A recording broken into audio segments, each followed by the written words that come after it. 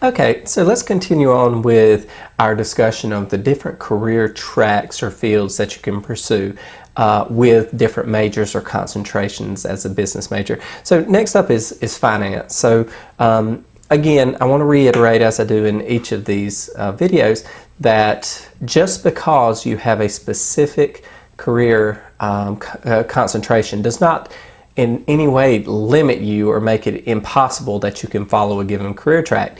It's just that following a given major or concentration within a business program will give you an introduction to some of the skills necessary to pursue these careers.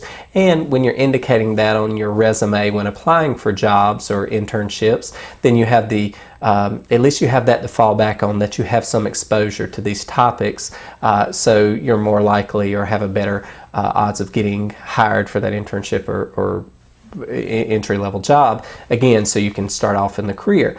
But so common career paths or goals or tracks for finance majors, they are very diverse, actually. So the word finance is used very broadly within the commercial and consumer and then the investment banking context. So let's start out with banking. Well, on the consumer side, or consumer banking, that's your where you could potentially work your way up to be a local branch manager of say your local bank. You're a branch manager of that, or you could be a loan or trust officer within that branch, or even a bank examiner associated with that named banking entity.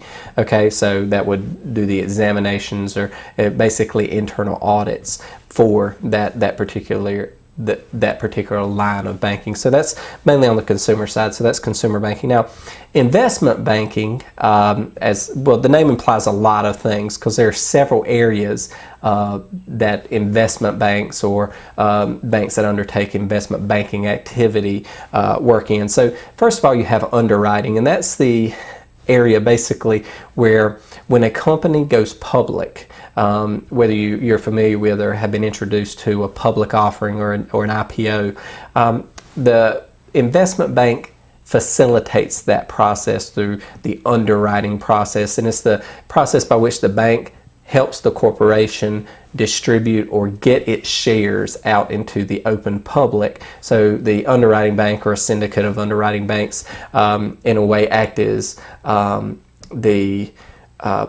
sometimes the purchaser or the distributor of shares into the open market.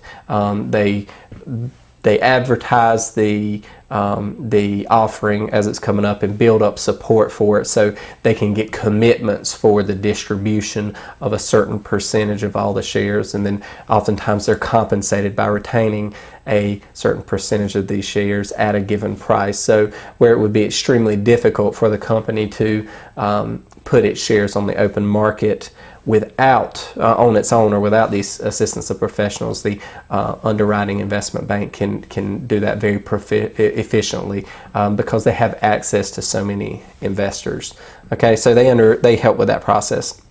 Then you have the merger and acquisition process. Well, anytime you have a merger and acquisition, there's going to be a combination and sometimes splitting off of entities, and the investment bank helps with that process for financing the transaction, because it's not always a stock for stock deal. Lots of times it involves a significant use of different debt instruments and a unique capital structure to make certain that the transaction works for all the parties involved. So the investment bank can facilitate that in putting together the structure of the transaction, and in many cases, again, selling the instruments, different types of debt instruments to facilitate that process.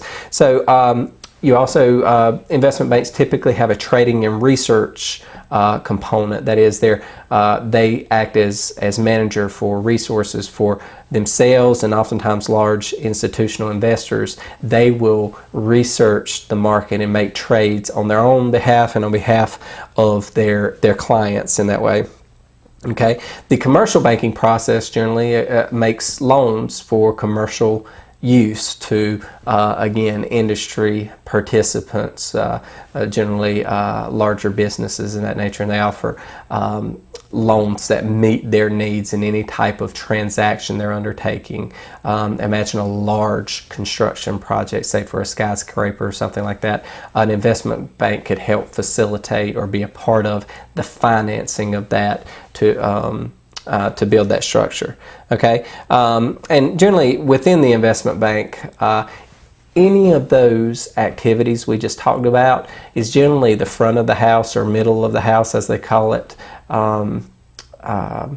functions. And then of course you always have a back end function, that's the administrative staff in the bank that assist in everything that's needed to carry out those front of the house services that actually brings in all the money. So there's the back end support folks that again do a lot of the analysis, do the technical support and things like that for the bank to run efficiently. Okay, so that's investment banking. Now in any given industry that allocates money, so any money funds, mutual funds, pension funds, hedge funds, things like that, there's going to be a need for financial analysis, for valuations and for projections as to what the investment instrument is going to do. So financial analysts are well equipped to do that.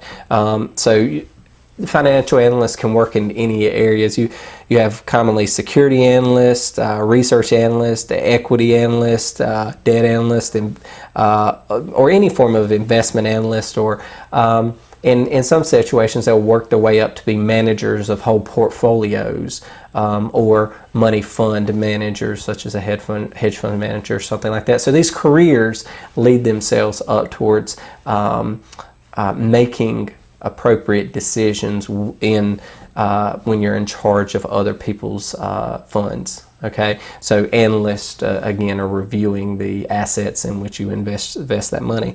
Okay, a financial manager within an organization. So any organization that has that undertakes extensive deals is going to have a finance manager, because it requires the marshaling of an important resource, and that's capital, right, to fund the project. So your finance manager is going to work on that, and in some industries that is one of the most important jobs in that business. Okay, so you can work your way up all the way to controller or CFO, or in some cases CEO, because again you are managing or undertaking the responsibilities of facilitating the financing of projects. That often means working with outside investment banks or commercial lenders to finance the transaction. So you're in the internal, in-house portion of that transactional aspect. Okay, personal wealth management. Now these folks are everywhere, and they while they don't particularly do financial calculations the way, say, a financial analyst would, they are charged with assessing the risk of individuals. So a personal wealth manager would help an individual in allocating their personal wealth. It's largely a sales role, a business development role, the ability to attract individuals who are seeking to invest their personal wealth, and then determining their risk profile, where they are in their career objectives for retirement, for funding college for their kids, for buying that second home, etc. And they help them plan that out so they can efficiently allocate their resources in a way that will allow them to achieve all of their financial goals. So much of it is about risk assessment, and much of it is about planning for how you're going to achieve, again, your goals that you have for your personal wealth. Okay, and then financial sales agents. Now, these are brokers of any type who work in the security or sometimes commodity industry, and they trade on behalf of individuals or institutions, right? So a trader is generally going to work for a brokerage house, and the brokerage house would handle the actual trades that an individual or a business client would want to undertake as part of their portfolio holdings. So these are the actual sales agents. So those are really common. All of those are really common careers for finance majors. Not all of them are easy to get into. Some of them only the highest performing and most elite can get into. But again, they are careers where a finance concentration in business school can help lead you towards that path.